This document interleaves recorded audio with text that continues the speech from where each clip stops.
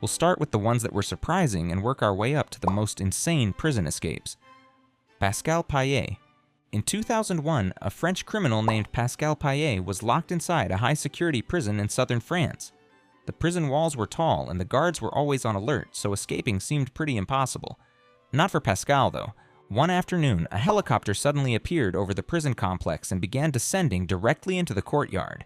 The guards were completely caught off guard because helicopters almost never entered the facility without warning.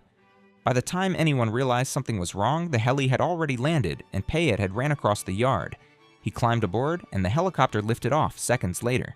The entire operation took only a few minutes.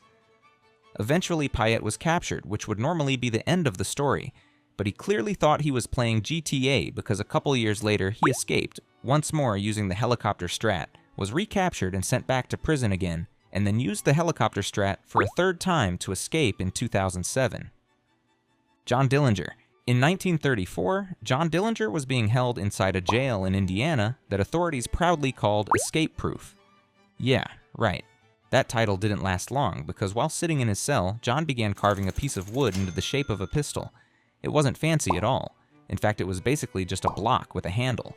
But once he darkened it with shoe polish, it looked convincing enough in low light. When the moment felt right, he stepped out and pointed the wooden gun at the guards. They had no reason to believe it was fake. I mean, as far as they knew, they were staring down the barrel of a real weapon. Perhaps they were due for an eye exam. But either way, Dillinger calmly ordered them to open the cells and hand over their keys. Within minutes, he had completely bean-boozled them. He locked the guards inside the cell and walked out of the jail like he worked there.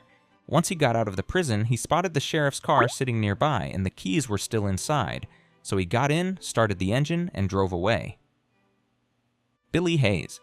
Billy Hayes was a young American who ended up imprisoned in Turkey after being caught trying to smuggle drugs out of the country. Come on, Billy. He was sentenced to life in prison and sent to Imrali Prison, a facility on a small island in the Sea of Marmara. Not only was the sentence long, but the prison conditions were rough. While he was there, he studied the routines of the guards and the layout of the prison, and when the moment was right, he put on a stolen guard uniform and simply walked right through the checkpoints without raising any suspicion. Somehow, no one noticed him. Once he made it outside the main compound, he headed straight for the shoreline, stole a small boat, and escaped to Greece. Maze Prison Escape. The Maze Prison in Northern Ireland was considered one of the most secure prisons in Europe. Despite this, prisoners in H Block 7 had spent months secretly planning an escape and smuggling firearms into the prison. On the afternoon of September 25, 1983, that plan was put into motion. Using the weapons they smuggled in, the prisoners decided to overpower several prison officers inside the block. They quickly took control of the entire area and confiscated their keys, uniforms, and radios while restraining the captured guards so they couldn't raise the alarm. The inmates then waited for a routine food delivery truck to arrive at the block. When the vehicle entered the compound, the prisoners hijacked it and forced the driver to cooperate. One by one, 38 inmates climbed into the back of the truck. They drove toward the prison's main gate as if it were a normal supply vehicle and left the prison. Henri Charrière. Henri Charrière was sent to a brutal prison colony in French Guiana known for its harsh conditions and isolation. The prison was surrounded by dense jungle and shark-filled waters, so for most prisoners, the idea of escaping was almost laughable. However, Charrière was locked in. He refused to accept that he would spend the rest of his life there, so he got to work. Coconuts were common on the islands, so he started collecting them in large sacks. His idea was to use the coconuts for buoyancy to build a makeshift raft. Over time, he filled multiple sacks with coconuts and tied them tightly together, creating a floating platform strong enough to support his weight. Henri worked on this gradually and hid the pieces so guards wouldn't notice. When the timing was right, he slipped into the water with the raft and allowed the ocean current to carry him away into the sunset. He drifted westward along the northern coast of South America. Stalag Luft III. During World War II, Allied airmen were held in a German POW camp called Stalag Luft III. The prisoners being held at the camp began planning a large-scale escape led by Roger Bushell, a British Royal Air Force officer. His plan was to escape through a tunnel, but to reduce the chance of failure, they secretly dug 3 separate tunnels at the same time, naming them Tom, Dick, and Harry. The tunnel took roughly a year to construct, but 6 months into digging, Tunnel Tom was discovered by some guards and it couldn't be completed.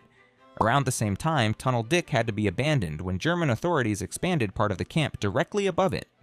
However, the third tunnel, Harry, was finished and selected for the escape.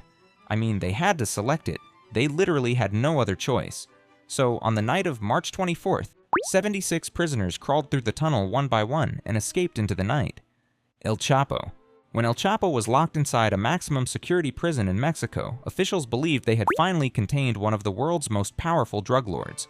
Well, that belief didn't last long, because somewhere outside the prison walls, workers who connected to El Chapo's cartel began digging a tunnel directly toward his cell.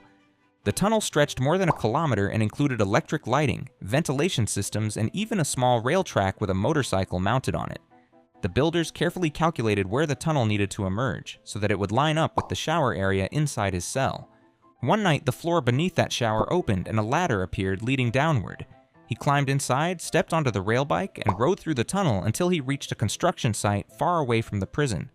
By the time the guards realized he was gone, he had already disappeared into the countryside. Alcatraz Escape. For all of its history, Alcatraz had a very simple reputation. Nobody escapes. I mean, the water surrounding the prison is freezing, and the distance to shore is about 2 full kilometers. The prison had held some of the most dangerous criminals in America, and not a single confirmed escape had ever succeeded. Everyone thought that even if someone somehow made it out of the building, the ocean would most certainly stop them. However, in 1962, 3 inmates said, "I don't care, I'm going to do it anyways." So, using nothing more than spoons and improvised tools made from scrap metal, they spent months scraping away the soft concrete around an air vent in their cells. Every night, they widened the hole a little more, careful to hide the damage with cardboard and paint. They did this until they broke through to a maintenance corridor that guards rarely checked. Once inside, they created a hidden workspace in the ceiling where they built dummy heads from soap, toilet paper, and real hair collected from the barber shop to trick the guards into thinking they were asleep. In that same workspace, they stitched together a makeshift raft using more than 50 stolen raincoats. Once all the pieces were in place, they climbed through the holes into the corridor and reached the roof through a ventilation shaft. From the roof, they climbed down a drainage pipe on the side of the building. They inflated the raincoat raft, vanished into the night, and were never seen again. If you like this video, subscribe for similar ones. Thanks for watching.